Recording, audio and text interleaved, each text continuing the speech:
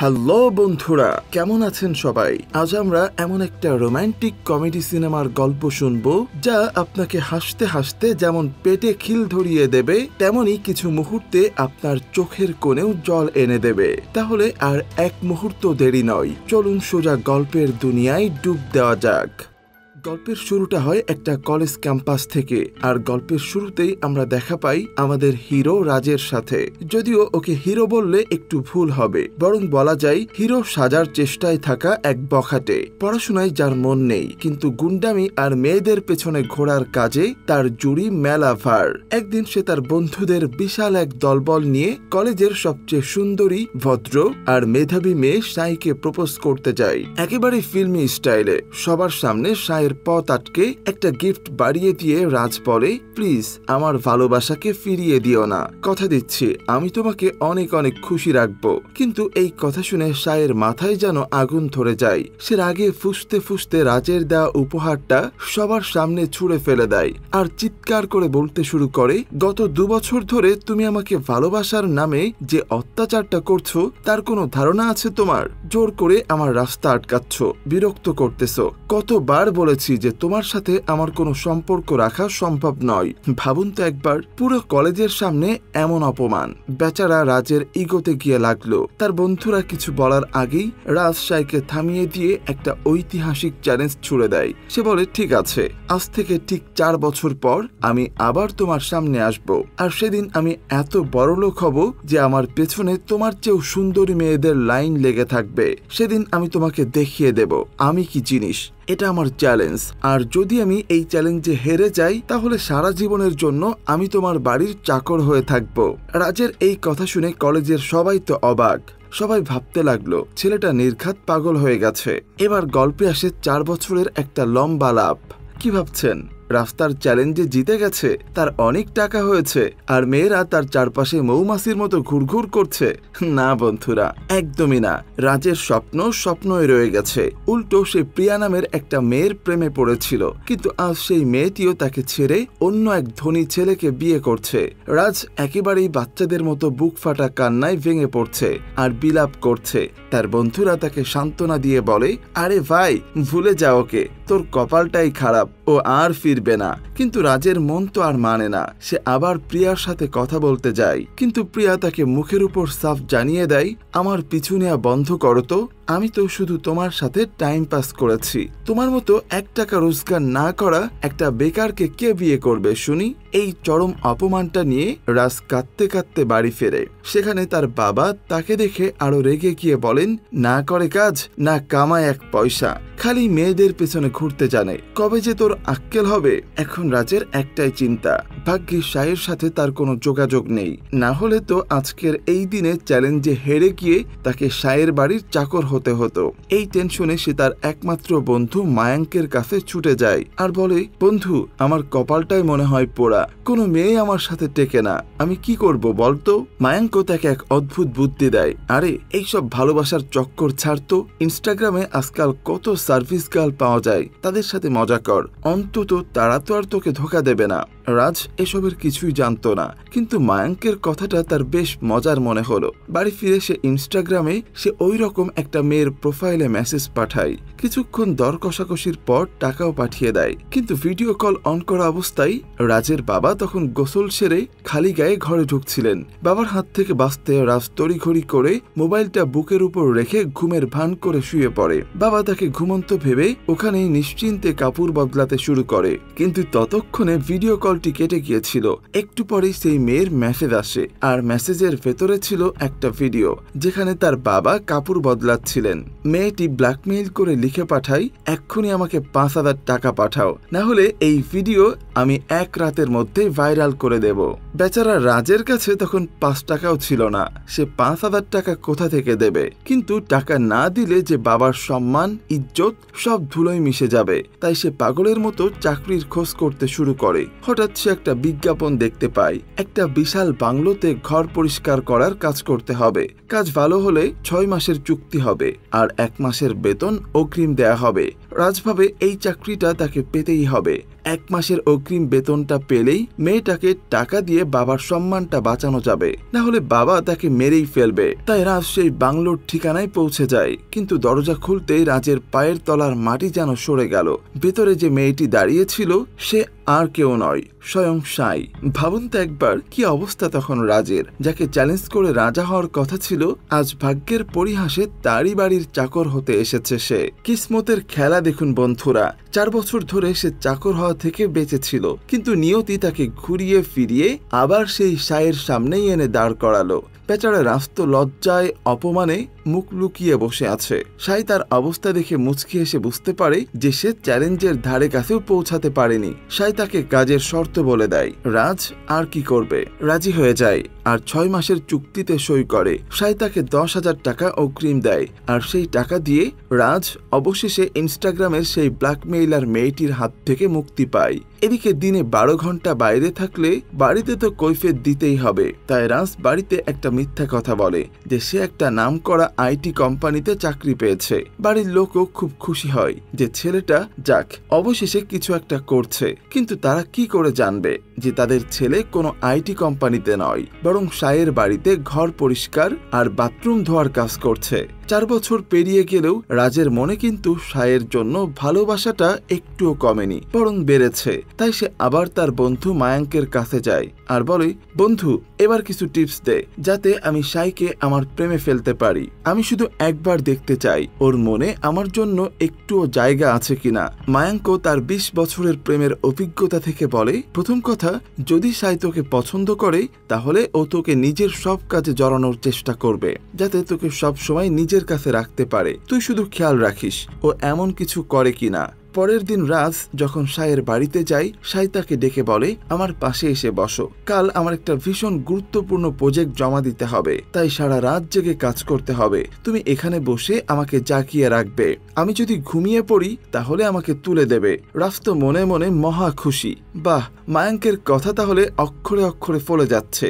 কিন্তু যেখানে সারা রাত জেগে তার সাইকে পাহারা দেওয়ার কথা, সেখানে উল্টো সাই তাকে বারবার ঘুম থেকে জাগিয়ে দিয়ে বকা দেয়। তোমাকে এখানে ঘুমানোর জন্য বসিয়েছি নাকি? তোমাকে তো আমাকে জাগিয়ে রাখার জন্য বসিয়েছি। অনেক কষ্টে রাতটা পার হয় রাজের। পরের দিন অফিসে গিয়ে সাই যখন তার প্রজেক্টটা সবার সামনে তুলে ধরে, তখন সবাই দেখে যে তার ল্যাপটপের সার্চ হিস্ট্রিতে প্রচুর পর্ন ওয়েবসাইটের নাম। এটা দেখে অফিসের সবাই তাকে নিয়ে হাসাহাসি আর কানাঘুষো শুরু করে দেয়। সাই লজ্জায় আর অপমানে লাল হয়ে যায়। তার মনে পড়ে গত রাতে রাজ তার ফোন চেয়েছিল। সে নিশ্চিত হয়ে যায় এই জঘন্য কাজটা রাজই করেছে। বাড়ি ফিরে সে রাজের উপর প্রতিশোধ নেওয়ার জন্য তৈরি হয়ে থাকে। রাজ যখন আসে সে দেখে সাই খুব সুন্দর করে সেজেগুজে বসে আছে। সাই বলে, আজ আমার কলেজের বন্ধুরা আসছে তাই একটু সেজেছি। রাজ ভাবে বন্ধুরা যদি তাকে এখানে চাকরের বেশে দেখে তাহলে তো সে চ্যালেঞ্জে হেরে গেছে সবার সামনে প্রমাণ হয়ে যাবে। কিন্তু সাই তাকে সান্ত্বনা দিয়ে ভালো পোশাক পরতে দিয়ে বলে, চিন্তা করো না, আমি কাউকে বলবো না যে তুমি আমার চাকর। বন্ধুরা আসার পর রাজ বড় বড় কথা বলতে শুরু করে। আমি তো এখন দুবাইতে থাকি, ওখানে আমার বিরাট ব্যবসা। সাই ফোন করলো তাই কালই ফ্লাইট ধরে সোজা চলে এলাম। ঠিক তখনই সাই ইচ্ছা করে কাঁচের গ্লাস মাটিতে ফেলে ভেঙে দেয় আর রাজকে চাকর বলে ডেকে বলে, এই এটা পরিষ্কার করে দাও তো। এই কথা শুনে রাজের সব বন্ধুরা হতবাক হয়ে যায় যে রাজ নিজেকে এত বড় ব্যবসায়ী বলে পরিচয় দিচ্ছিল, সে আসলে সাইয়ের বাড়ির চাকর। সবাই তাকে নিয়ে হাসি ঠাট্টা আর তামাশা করা শুরু করে। বেচারা রাজ মাথা নিচু করে সব অপমান দাঁতে দাঁত চেপে সহ্য করে ঘর পরিষ্কার করতে থাকে। বন্ধুরা চলে যাওয়ার পর সাই তাকে বলে, এখন খুব খারাপ লাগছে তাই না? আমারও ঠিক এমনই খারাপ লেগেছিল যখন অফিসে সবাই আমার সার্চ হিস্ট্রি দেখে আমাকে নিয়ে মজা করছিল আর আমাকে চরিত্রহীন ভাবছিল। রাজ কাঁদতে কাঁদতে বলে, বিশ্বাস করো আমি তোমার ফোন থেকে ওসব কিছুই দেখিনি। তোমার অফিসের গ্রুপে কেউ একটা বাজে লিঙ্ক পাঠিয়েছিল, আমি ভুল করে ওটাতে ক্লিক করে ফেলি। আমি তো গরিব মানুষ, জীবনে আইফোন ব্যবহার করিনি, তাই বুঝতেই পারিনি যে সার্চ হিস্ট্রি কিভাবে ডিলিট করতে হয়। প্লিজ আমাকে ক্ষমা করে দাও। এই কথা শুনে সাইয়ের মনেও খুব কষ্ট হয়। সেভাবে ইস, একবার অন্তত রাজকে জিজ্ঞেস করা আমার উচিত ছিল। সবার সামনে ওকে ওভাবে অপমান করাটা আমার একদমই ঠিক হয়নি। তার মনে একটা অপরাধবোধ জন্মায়। এর কিছুদিন পর রাজের মা তাকে একটা মেয়ে দেখাতে নিয়ে যান বিয়ের জন্য, কিন্তু রাজ যেতে চায় না। বাবার মারির ভয়ে তাকে শেষ পর্যন্ত যেতেই হয়। মজার ব্যাপার হলো সায়ের বাড়ির সামনে আসতে তাদের গাড়ির পেট্রোল ফুরিয়ে যায়। ঠিক তখনই সাইও কোথাও যাচ্ছিল। সে রাজ আর তার পরিবারকে দেখে নিজের গাড়িতে লিফট দেয়। রাজ মনে মনে ভাবে, দেখো কপাল আমার, যে মেয়ে একদিন আমাদের সাথে চলার যোগ্য ছিল না আর সেই আমাদের মেয়ে দেখাতে নিয়ে যাচ্ছে। গাড়িতে সাই রাজের পরিবারকে বলে যে তারা দুজন নাকি একই আইটি কোম্পানিতে কাজ করে। এই কথা শুনে রাজের পরিবার পুরোপুরি বিশ্বাস করে যে তাদের ছেলে সত্যি চাকরি করে। মেয়েটি দেখতে বেশ সুন্দরী ছিল, রাজেরও তাকে পছন্দ হয়, কিন্তু মেয়েটি হ্যাঁ বা না বলার জন্য কিছুটা সময় চেয়ে নেয়। বাড়ি ফেরার পথে সাই রাজকে বলে, তুমি যে আইটি কোম্পানির মিথ্যে গল্পটা বানিয়েছো সেটাকে সত্যি করে দিলে কেমন হয়? আমি তোমাকে সাহায্য করব। তুমি আমার কোম্পানিতে চাকরির জন্য অ্যাপ্লাই করো, আমি তোমাকে পরীক্ষার জন্য তৈরি হতেও সাহায্য করব। রাজের অপমানের জন্য সায়ের মনে যে অপরাধবোধ জন্মেছিল সেটারই প্রায়শ্চিত্ত করতে চাইছিল সে। এরপর থেকে রাজ রোজ সায়ের বাড়িতে আসতো, কিন্তু সাই তাকে দিয়ে কোনো কাজ করাতো না, বরং তাকে পড়াতো, চাকরির জন্য তৈরি করত, আর মাঝে মাঝে তারা একসাথে ঘোরাঘুরিও করত। একদিন রাজ সাইকে নিজের বাড়িতেও নিয়ে আসে। রাজের মা সাইকে দেখে খুবই খুশি হন। খাওয়ার পর সাই একটা জিনিস লক্ষ্য করে অবাক হয়ে যান। রাজের মা তাকে নিজের হাতে হাত ধুইয়ে দিচ্ছেন, এমনকি তার মুখও মুছিয়ে দিচ্ছেন। এটা দেখে সাইয়ের খুবই খারাপ লাগে। সে মনে মনে ভাবে, আমি রাজকে দিয়ে আমার বাড়ির ছোটখাটো কাজগুলো করাই, আর ওর বাড়িতে ওর মা ওকে নিজের হাত পর্যন্ত ধুতে দেয় না। খাওয়ার পর সাই রাজের মায়ের রান্নার খুবই প্রশংসা করে বলে, আন্টি, আপনার হাতের রান্নাটা ঠিক আমার কলেজের এক বন্ধুর মতো, যে আমার জন্য রোজ টিফিন নিয়ে আসতো। তখন রাজের মা বলেন, সে তো আমি বানাইনি, ওটা তো রাজই বানিয়েছে। এই কথা শুনে সাই যেন আকাশ থেকে পড়ে। সে তার কলেজের বন্ধুকে ফোন করে সত্যিটা জানতে চায়। বন্ধুটি তখন স্বীকার করে যে সাইয়ের বাবা মা বিদেশে চলে গিয়েছিল। তখন রাজ নিজে রান্না শিখে প্রতিদিন তার জন্য টিফিন বানিয়ে দিত, যাতে সাইকে একা একা বাইরের খাবার খেতে না হয়। এই সত্যিটা জানার পর সাইয়ের পায়ের তলার মাটি সরে যায়। সে বুঝতে পারে কলেজে সে রাজকে কতটা ভুল বুঝেছিল। সে রাজকে ডেকে এনে তাকে শক্ত করে জড়িয়ে ধরে বলে, আমি তোমাকে চিনতে সত্যি ভুল করেছি, তুমি খুব ভালো একটা মানুষ, প্লিজ আমাকে ক্ষমা করে দাও, আই লাভ ইউ বন্ধু।